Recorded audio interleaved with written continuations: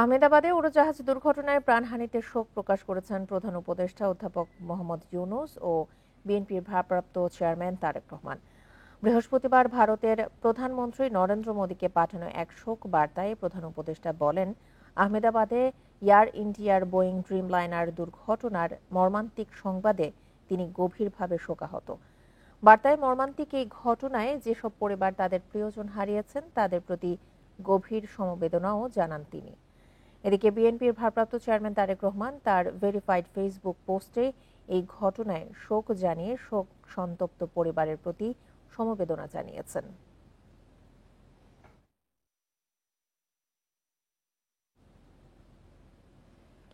প্রধান উপদেষ্টা অধ্যাপক মোহাম্মদ ইউনূসের সঙ্গে বিএনপির ভারপ্রাপ্ত চেয়ারম্যান তারেক রহমানের বৈঠক আজ। এতে সবচেয়ে গুরুত্ব পাবে নির্বাচন। এই বিষয়ে একটি ঐকমত্য হবে বলে মনে করছেন বিশ্লেষকরা। তাদের মতে বিএনপি ও অন্তর্বর্তী সরকার কেউ কারো শত্রু না, একটি পক্ষ দূরত্ব তৈরির অপচেষ্টা চালাচ্ছে। সেই অপচেষ্টাও বৈঠকের মধ্য দিয়ে ব্যর্থ হতে যাচ্ছে। স্বৈরাচার শেখ হাসিনা সরকারের পতনের পর গত ৮ আগস্ট অধ্যাপক মোহাম্মদ ইউনূসের নেতৃত্বে যাত্রা শুরু করে অন্তর্বর্তী সরকার। শুরু থেকেই বিএনপি সহ বেশ কয়েকটি রাজনৈতিক দল চলতি বছরের ডিসেম্বরে নির্বাচনের দাবি জানিয়ে আসছিল। তবে আগামী এপ্রিলের প্রথমার্ধে নির্বাচনের ঘোষণা দেন প্রধান উপদেষ্টা, যাতে এখনো সম্মতি জানায়নি বিএনপি। ডিসেম্বরেই নির্বাচন চায় দলটি। এ অবস্থায় লন্ডনে অধ্যাপক ইউনূস ও তারেক রহমানের একান্ত বৈঠকের দিকে তাকিয়ে গোটা জাতি। বিশ্লেষকরা বলছেন, ওই বৈঠকে সবচেয়ে গুরুত্ব পাবে নির্বাচন। এরপর রাজনৈতিক পরিস্থিতি, গুরুত্বপূর্ণ সংস্কার, বিচার, জুলাই সনদ সহ নানা বিষয়। বৈঠকটির মধ্য দিয়ে অবসান হতে পারে সব দ্বিধা দ্বন্দ্বের।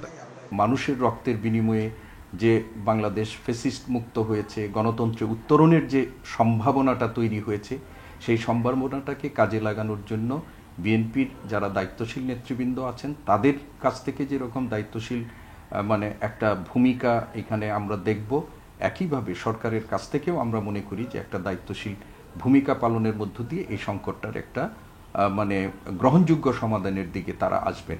গোটা দেশবাসী বৈঠকটির দিকে তাকিয়ে তাই তা কোনোভাবেই ব্যর্থ হওয়ার সুযোগ দেখছেন না বিশ্লেষকরা। তারা বলছেন, বিএনপির সঙ্গে সরকারের দূরত্ব তৈরি করে সুযোগ নেওয়ার ষড়যন্ত্রে আছে পতিত ফ্যাসিস্টরা। যারা কর্তৃত্ববাদকে ফিরিয়ে আনতে চায় তারা যেভাবে সরকার বিরোধী অবস্থানটাকে হাইলাইট করছে বা বিএনপিকে সরকারের সাথে বিএনপি এবং সরকারের মধ্যে এক ধরনের মতবিরোধ তৈরি করে উপস্থাপন করছে, এইটা আসলে একটা তৃতীয় পক্ষের কাজ, বিএনপিরও কাজ না, সরকারের কাজ না। ঐক্যতে যদি চির ধরে তাহলে আমাদের শত্রু দেশরা এটার অ্যাডভান্টেজ নেবে। তো সেটা তো সবারই মাথায় রাখা দরকার। এবং এই যে বৈঠকটা হবে ওনাদের, এই এক বৈঠকেই সব কিছু সলভ হয়ে যাবে তা তো না। এটা একটা বলতে বলা যেতে পারে যে it is just the beginning. এপ্রিলের আগে বা পরে যে কোনো সুবিধামতো সময়ে নির্বাচনের বিষয়ে দুপক্ষের মধ্যে ঐক্যমতের আশা করছেন বিশ্লেষকরা। নূরে আলম, ইন্ডিপেন্ডেন্ট নিউজ, ঢাকা। লন্ডনে বাকিংহাম প্যালেসে ব্রিটেনের রাজা তৃতীয় চার্লসের সঙ্গে বৈঠক করেছেন প্রধান উপদেষ্টা অধ্যাপক মোহাম্মদ ইউনূস। এ সময় কিংস চার্লস হারমোনি অ্যাওয়ার্ড গ্রহণ করেন প্রধান উপদেষ্টা। এছাড়া বাংলাদেশের সংস্কার কার্যক্রম এবং গণতান্ত্রিক রূপান্তর প্রক্রিয়া নিয়ে আলোচনা করেন তারা। লন্ডনে সাংবাদিকদের এই তথ্য জানান প্রধান উপদেষ্টার প্রেস সচিব শফিকুল আলম। বলেন, প্রায় ৩০ মিনিটের বৈঠক অত্যন্ত সৌহার্দ্যপূর্ণ ছিল। বৈঠকে পাচার হওয়া অর্থ পুনরুদ্ধারের বিষয়ে প্রধান উপদেষ্টার এবারের যুক্তরাজ্য সফর সবচেয়ে বেশি গুরুত্ব পাচ্ছে। বলেন, এই বিষয়ে ব্রিটিশ সরকারের সংশ্লিষ্ট কর্মকর্তারা বাংলাদেশকে যথেষ্ট সহযোগিতা করছেন। ক্ষুদ্র ঋণ, সামাজিক ব্যবসা ও 3-0 ধারণার মাধ্যমে মানুষের কল্যাণে কাজ করার স্বীকৃতি স্বরূপ এই পুরস্কার পেলেন অধ্যাপক ইউনূস। প্রধান উপদেষ্টার কিংস চার্লস হারমোনি অ্যাওয়ার্ড গ্রহণ পুরো বাংলাদেশের জন্য সম্মানের বলে জানান প্রেস সচিব। পুরো বাংলাদেশের জন্য এটা একটা বড় অনার। তো উনি যে ওনাকে এই অ্যাওয়ার্ডটা দেওয়া হচ্ছে যে ওনার লাইফ লং যে উনি যেই কাজগুলো করেছেন, যেমন ধরেন মাইক্রো ক্রেডিট পায়োনিয়ারিং করা, এবং মাইক্রো ক্রেডিট যে পুরো বিশ্বে একটা বড় রকমের একটা টুল এই ইয়েকে অ্যাড্রেস করার জন্য, পোভার্টিকে কমব্যাট করার জন্য। ভারতে বসবাস করা বাংলাদেশিদের যেভাবে সীমান্ত দিয়ে ঠেলে দেওয়া হচ্ছে তা অমানবিক। এ নিয়ে ভারতের হাইকমিশনারকে অবহিত করা হয়েছে বলে জানিয়েছেন স্বরাষ্ট্র উপদেষ্টা মোহাম্মদ জাহাঙ্গীর আলম চৌধুরী। বৃহস্পতিবার গাজীপুরে সাংবাদিকদের এ কথা বলেন তিনি। এদিকে বিএসএফ এর নিয়মিত পুশিন ঘটনার তীব্র নিন্দা জানিয়ে বিএনপির যুগ্ম মহাসচিব রুহুল কবির রিজভী বলেন, মাস্টার প্ল্যানের অংশ হিসেবে দেশটি এসব কাজ করছে। সাম্প্রতিক সময়ে সীমান্ত দিয়ে পুশিনের ঘটনা বেড়েই চলেছে। বৃহস্পতিবারও ৭৭ জনকে পুশিন করেছে ভারতীয় সীমান্তরক্ষী বাহিনী বিএসএফ। এর মধ্যে সিলেটে ৫৩ জন ও সুনামগঞ্জে ১৭ জন। লালমনিরহাট সীমান্তে আটক করা হয় ৭ জনকে। গাজীপুরের সালনা হাইওয়ে থানা ও ব্যারাক পরিদর্শনে গিয়ে স্বরাষ্ট্র উপদেষ্টা সাংবাদিকদের এ বিষয়ে বিভিন্ন প্রশ্নের জবাব দেন। তিনি বলেন, এভাবে পুশিন কোনো সমাধান হতে পারে না। ভারতকে সঠিক চ্যানেলে এই কাজ সম্পাদন করা উচিত বলে মন্তব্য করেন তিনি। আমাদের বাংলাদেশি নাগরিক যদি ওই অবদেশে থাকে আমরা অবশ্যই নিব, কিন্তু তারা একটা প্রপার চ্যানেলে আসতে হবে। নিয়ম হলো প্রপার চ্যানেলে। ওনারা করে নাকি এটা ফলো না করে এই জঙ্গলে রাস্তা দেখি জায়গায় না ওই সব জায়গায় গিয়ে করে, এটা একটু অমানবিক। এদিকে বৃহস্পতিবার সকালে নয়াপল্টনে বিএনপির কার্যালয়ে এক সংবাদ সম্মেলনে পুশিনের প্রতিবাদ জানান বিএনপির সিনিয়র যুগ্ম মহাসচিব রুহুল কবির রিজভী। প্রতিদিন যেভাবে পুশিন চলছে তাতে এটি ভারতের মাস্টার প্ল্যান হতে পারে বলে মন্তব্য করেন তিনি। ভারতের লোক তাদেরকে বিদেশি বলে বাংলাদেশে তাদেরকে ঠেলে দেওয়া হচ্ছে। একটা মাস্টার প্ল্যান নিয়ে এই কাজগুলো করছেন কিনা এটা আজকে বাংলাদেশের মানুষের মধ্যে, আন্তর্জাতিক সম্প্রদায়ের মধ্যে, আঞ্চলিক মানুষের মধ্যেও এই প্রশ্নগুলি দেখা দিয়ে। ভারত বাংলাদেশকে সবসময় আগ্রাসী মনোভাব নিয়ে দেখে বলে অভিযোগ করেন রুহুল কবির রিজভী। চ্যালেঞ্জ করে আপনারা পুশিনের মতো কাজ করছেন। Rifat Alam, independent news, Dhaka. গুম করে নির্যাতন ও হত্যার ৬৭% বেশি ঘটনার জন্য দায়ী পুলিশ, র্যাব, ডিবি ও সিটিটিসি। সবচেয়ে বেশি অভিযোগ র্যাবের বিরুদ্ধে। প্রায় ১৫০০ অভিযোগ যাচাই বাছাই শেষে এই পরিসংখ্যান দিয়েছে গুম সংক্রান্ত কমিশন। এ পর্যন্ত যাচাই করা ঘটনাগুলো ঘটেছে ৩৬ জেলায়।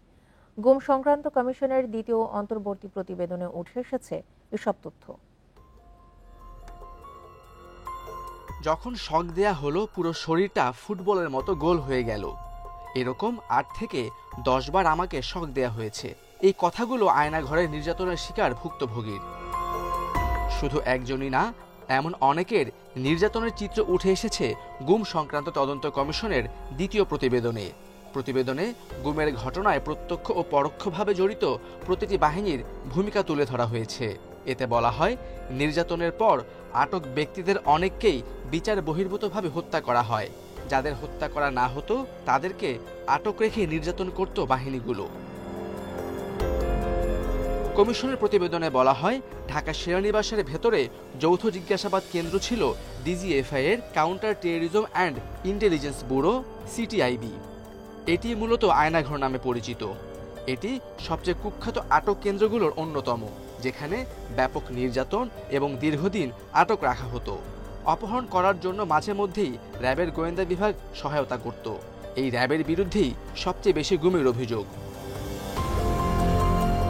গুমের সাথে জড়িতদের বিচার নিশ্চিতে বিশেষ আদালত গঠনের আহ্বান মানবাধিকার কর্মীদের। যে অবকাঠামো আছে বিচার ব্যবস্থার, সেটা খুবই দীর্ঘসূত্রিতা। প্রিভিয়াস লাখ লাখ মামলা এমনি পড়ে আছে।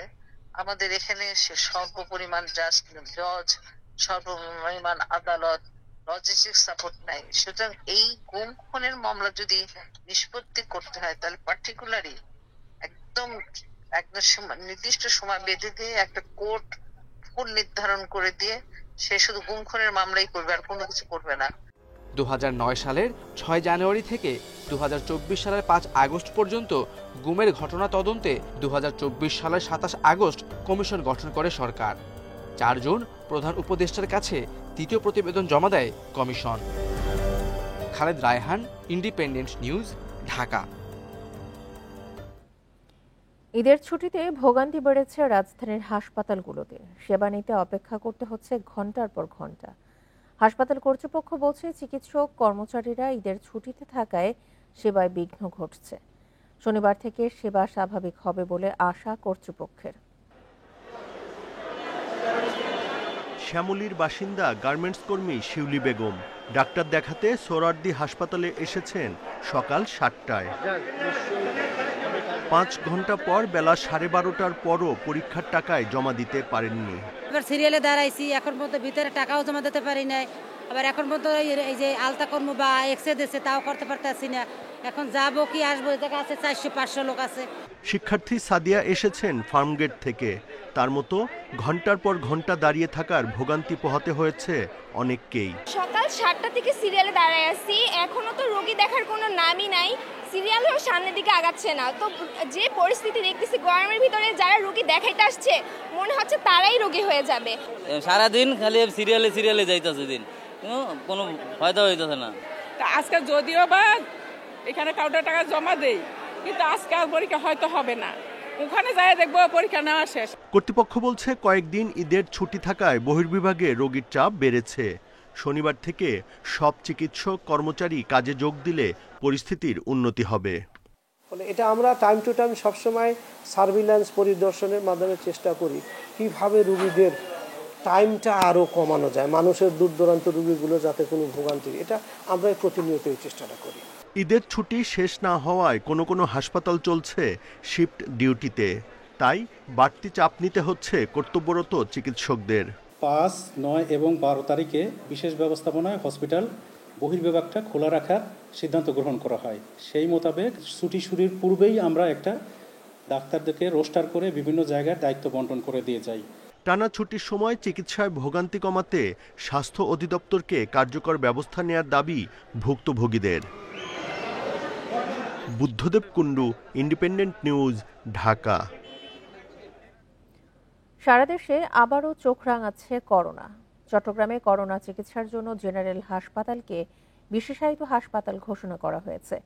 আর চট্টগ্রাম মেডিকেলের ডেঙ্গু ওয়ার্ডকে করোনা ওয়ার্ডে রূপান্তর করা হচ্ছে। উপজেলা পর্যায়েও নেওয়া হচ্ছে প্রস্তুতি। তবে সংকট করোনা পরীক্ষার কিট ও অন্যান্য যন্ত্রপাতির। বন্দরনগরী চট্টগ্রামে চলতি সপ্তাহে 4 জনের শরীরে শনাক্ত হয়েছে করোনার নতুন ভেরিয়েন্ট XBB। নতুন এই ধরনটি 5 গুণ বেশি শক্তিশালী হওয়ায় সংক্রমণ নিয়ন্ত্রণে প্রস্তুত রাখা হচ্ছে হাসপাতাল। গেলবারের মতো এবারও করোনা চিকিৎসার জন্য বিশেষায়িত হাসপাতাল ঘোষণা করা হয়েছে নগরীর আন্দরকিল্লায় জেনারেল হাসপাতালকে। বরাদ্দ রাখা হয়েছে 11 শয্যার সাধারণ বেড। আইসিইউ থাকলেও যন্ত্রপাতির অভাবে পুরোপুরি প্রস্তুত নয়। মূল প্রয়োজনটা হচ্ছে অক্সিজেন সাপ্লাই। সেক্ষেত্রে চট্টগ্রাম জেনারেল হাসপাতাল অক্সিজেন সাপ্লাইয়ের ক্ষেত্রে এখন স্বয়ংসম্পূর্ণ, যেটা বিগত কোভিড-19 আমাদেরকে অনেক ধরনের ক্রাইসিস মোকাবেলা করতে হয়েছিল। এই মুহূর্তে সে ধরনের কোনো সমস্যা আমাদের নেই। এদিকে চট্টগ্রাম মেডিকেল কলেজ হাসপাতালের ডেঙ্গু ওয়ার্ডকে করোনা ওয়ার্ডে রূপান্তর করা হচ্ছে। তবে নেই কোনো শয্যা বা সরঞ্জাম। সংকট করোনা পরীক্ষার কিটেরও। কর্তৃপক্ষ বলছে অধিদপ্তরে চাহিদা পাঠানো হয়েছে। এই মুহূর্তে যে কিটটা আছে আমরা প্রায় 400-500 রোগীকে ট্রিটমেন্ট করতে পারবো। আমরা অলরেডি আরো 5000 কিটের ডিমান্ড দিয়েছে, আমরা অলরেডি কিছুক্ষণ আগে সেন্ড করে এগুলো কালকে পরশুর মধ্যে আমাদের কিটগুলো আমরা এসে যাবে। নগরীর পাশাপাশি করোনা মোকাবিলায় প্রস্তুত নেওয়া হচ্ছে উপজেলা পর্যায়েও। জেলায় মজুদ রয়েছে ৭৯,০০০ ফাইজার ভ্যাকসিন। আমরা সব জায়গায় আমরা অ্যালার্ট করেছি। বলা হচ্ছে নতুন একটা ভেরিয়েন্ট, এখানে আগের মতো জ্বর থাকবে না, কাশি থাকবে না। এখানে বলা হচ্ছে যে যেটা পাওয়া যাচ্ছে ম্যাক্সিমাম ক্ষেত্রে পাওয়া যাচ্ছে শরীরে ব্যথা, জয়েন্ট ব্যথা, দুর্বলতা এবং নিউমোনিয়া হয়ে যাচ্ছে। চট্টগ্রাম মেডিকেল, চট্টগ্রাম বিশ্ববিদ্যালয়, চট্টগ্রাম ভেটেরিনারি ও অ্যানিমেল সায়েন্সেস বিশ্ববিদ্যালয় ও ফৌজদারহাট বিআইটিআইডিতে RT-PCR ল্যাবে করোনা পরীক্ষার ব্যবস্থা রয়েছে। Abdullah Rakib, independent news, Chattogram. দেশজুড়ে বয়ে যাচ্ছে মৃদু তাপপ্রবাহ। বৃহস্পতিবার সর্বোচ্চ তাপমাত্রা রেকর্ড করা হয়েছে রাজশাহীতে 37.3 ডিগ্রি সেলসিয়াস। আবহাওয়াবিদরা বলছেন বাতাসে জলীয় বাষ্প বেশি থাকায় তীব্র গরম অনুভূত হচ্ছে। রোববার থেকে হালকা ও মাঝারি বৃষ্টি হতে পারে, তবে সহসাই কমছে না ভ্যাপসা গরম। মে মাসে কিছুটা আগাম বৃষ্টিপাত হলেও পরে কমে যায় মেঘের আনাগোনা, বাড়তে থাকে তাপমাত্রার পারদ। মৌসুমি বায়ু কম সক্রিয় হওয়ায় ঝরছে না বৃষ্টি। এ কারণে কয়েকদিন ধরে রাজধানীতে অস্বস্তিকর ভ্যাপসা গরম। সবচেয়ে দুর্ভোগে খেটে খাওয়া শ্রমজীবী মানুষ, রিকশা চালক কিংবা দিনমজুরকে তীব্র গরম উপেক্ষা করে নামতে হচ্ছে জীবিকার খোঁজে। অতিরিক্ত গরম পড়তেছে, গরমে কুলাইতে পারতেছি না, গাছতলায় এসে বসে রয়েছি, কোনো যাত্রী নাই রোডে ঘাটে। বাসায়ও টিকতে পারি না, রাস্তাও যে পরিস্থিতি এটার অভাবে আসছি, তো ঠেপেরও তো অবস্থা অনেক খারাপ। 3 দিন ধরে রাজশাহীতে তাপমাত্রার পারদ 36 থেকে 39 ডিগ্রি সেলসিয়াসের মধ্যে ওঠানামা করছে। গরম বাতাস ও প্রচণ্ড রোদে নাকাল নগরবাসী। খুলনায়ও 2 দিন ধরে মৃদু তাপ প্রবাহ বয়ে যাচ্ছে, বাড়ছে গরমজনিত অসুস্থতা। একই অবস্থা রংপুর, চুয়াডাঙ্গা ও লালমনিরহাটে। যদি আবহাওয়া ঠান্ডা না হয় তাহলে মানুষের চলাফেরা করতে একটু বেশি অসুবিধা হবে। গরমে অবস্থা মানুষের খারাপ, কাজ কাম করবো কি, ঘামাইতে শেষ। রোববার হালকা থেকে মাঝারি বৃষ্টির পূর্বাভাস দিচ্ছে আবহাওয়া অফিস, তবে সহসায় ভ্যাপসা গরম কমার নেই সুখবর। এখন ভারী বৃষ্টি বলবো না, তার কারণ আমরা আশা করছি একটা স্পেল শুরু হবে রবি সোমবারের দিক থেকে। শুরু হওয়ার পরে বোঝাবো, তবে হ্যাঁ ওই স্পেলে ভারী বর্ষণেরও সম্ভাবনা আছে। তবে আমরা এখনো এটা বলছি, যদি প্রয়োজন হয় সেক্ষেত্রে আমরা ভারী বর্ষণের সতর্কতা জারি করি। আবহাওয়াবিদরা বলছেন বৃষ্টি হলে কিছুটা সহনীয় হবে ঢাকা এবং দেশের দক্ষিণাঞ্চলের আবহাওয়া পরিস্থিতি, তবে উত্তরাঞ্চলে তীব্র গরম থাকবে আরও কয়েকদিন। মাহফুজার রহমান মিলন, ইন্ডিপেন্ডেন্ট নিউজ, ঢাকা। পদ্মা তীরবর্তী এলাকায় আবারও বেড়েছে রাসেলস ভাইপার সহ বিভিন্ন বিষধর সাপের উপদ্রব, ফলে আতঙ্কিত চরাঞ্চলের মানুষ। 2 বছরে জেলায় সাপের কামড়ে আহত হয়েছে 235 জন। ওঝার কাছে না গিয়ে সাপের কামড়ে আহত রোগীকে হাসপাতালে নেয়ার পরামর্শ চিকিৎসকদের। প্রশাসন বলছে কৃষকদের সচেতন করতে প্রচারণা চালানো হচ্ছে। এই দৃশ্য রাজবাড়ীর পাংশার বাহাদুরপুর গ্রামের পদ্মার চরের। ধান কাটতে গিয়ে ক্ষেতের মধ্যে 2টি বিষধর রাসেলস ভাইপার সাপ দেখতে পায় কৃষকেরা। সে সময় কাঁচি ও লাঠি দিয়ে পিটিয়ে মেরে ফেলা হয় সাপ দুটি। এরপর থেকেই এলাকায় আতঙ্ক ছড়িয়েছে। সাপের ভয়ে কৃষিকাজে যেতে ভয় পাচ্ছেন কৃষকেরা। একদিন পর পরে 2-1টা সাপ দেখা যায়, কিন্তু আমরা তো আসলে আতঙ্ক। ধান কাটতে আসলে দেখা যায় মাঝে সাথে সাপ। চলতে পারি না, হাঁটতে পারি না, ভয়তে ভুট্টা ভাঙতে পারি না। মেয়ে ছেলেগুলো কাজ কাম করে মাঠে যায়, এরা ভয়তে যায় এই সাপের ভয়। চিকিৎসকেরা বলছেন সাপের কামড়ে আহত হলে আতঙ্কিত হওয়া যাবে না। রোগীকে ওঝার কাছে না নিয়ে দ্রুত স্বাস্থ্য কমপ্লেক্সে নিতে হবে।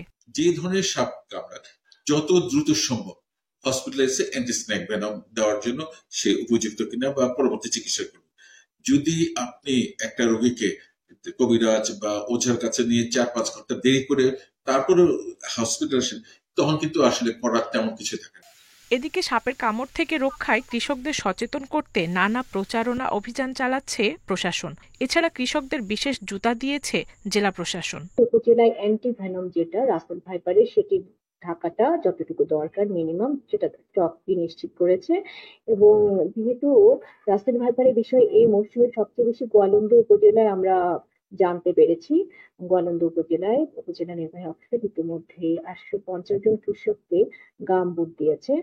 জেলা স্বাস্থ্য বিভাগের তথ্য মতে 2 বছরে রাসেলস ভাইপার সহ বিভিন্ন সাপের কামড়ে আহত হয়ে বিভিন্ন হাসপাতালে চিকিৎসা নিয়েছেন 235 জন। তবে সাপের কামড়ে মৃত্যুর কোনো তথ্য নেই। Independent news. ময়মনসিংহের গফরগাঁওয়ে একটি মাজার থেকে অভিনেতা সমু চৌধুরীকে মানসিক ভারসাম্যহীন অবস্থায় উদ্ধার করেছে পুলিশ। শুক্রবার বিকেল 4টার দিকে উপজেলার মুখী শাহ মিসকিনের মাজারের একটি গাছের নিচে তাকে পাওয়া যায়। পুলিশ জানায় বুধবার সমু চৌধুরী মাজারে আসেন। তিনি একা একা থাকতেন। বিকেলে মাজারের পাশে গাব গাছের নিচে ঘুমিয়ে থাকার সময় তাকে কয়েকজন চিনতে পারেন। এ সময় তার আচরণ দেখে মানসিক ভারসাম্যহীন অবস্থায় আছেন বলে নিশ্চিত হয় পুলিশ।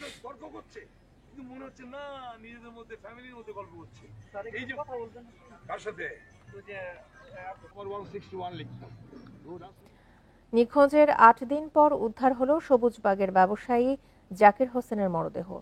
বৃহস্পতিবার বালুরটেক এলাকা থেকে তাঁর পুঁতে রাখা মরদেহের বিচ্ছিন্ন অংশ উদ্ধার করেছে পুলিশ। গ্রেপ্তার একজনের স্বীকারোক্তির ভিত্তিতে মরদেহ উদ্ধার করা হয়েছে। ময়নাতদন্ত শেষে বিকেলে মরদেহ হস্তান্তর করা হয় পরিবারের কাছে। 4 জুন রাত 11:30।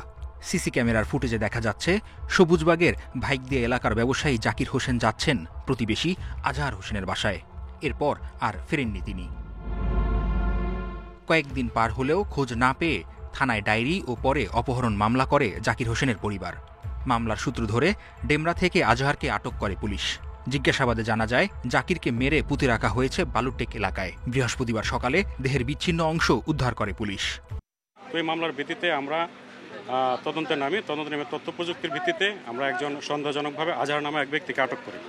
আটক করার পর আজহারের স্বীকারোক্তির ভিত্তিতে ভাইকদিয়া টেকপাড়া এই যে বালির গর্তের ভিতর থেকে ভিকটিম জাকিরের হাত পা বিচ্ছিন্ন অবস্থা, গলা বিচ্ছিন্ন অবস্থায় মৃতদেহ উদ্ধার করি। মৃতদেহের খবর আমরা ডেড বডি ময়না তদন্তের জন্য ঢাকা মেডিকেল প্রেরণ করতেছি এবং আসামি আজহার যে স্বীকারোক্তি দিচ্ছে তার তথ্যগুলো যাচাই বাছাই করে পরবর্তী আইনগত ব্যবস্থা আমরা করতেছি। পরিবারের দাবি জমি নিয়ে বিরোধের জেরে হত্যা করা হয়েছে জাকির হোসেনকে। জড়িতদের সর্বোচ্চ শাস্তির দাবি জানিয়েছেন তারা। টাকার জন্য কাজ করে নাই, যারা করছে ওনারে অন্য প্ল্যান করে মারার চেষ্টা করছে। এখন জাগার লেগে শত্রু তুমি আছে, যারা করছে হেরেই করছে। আমার স্বামী টাকা দেয়, আমার দেওয়ারে কোর্ট মামলা চালায়।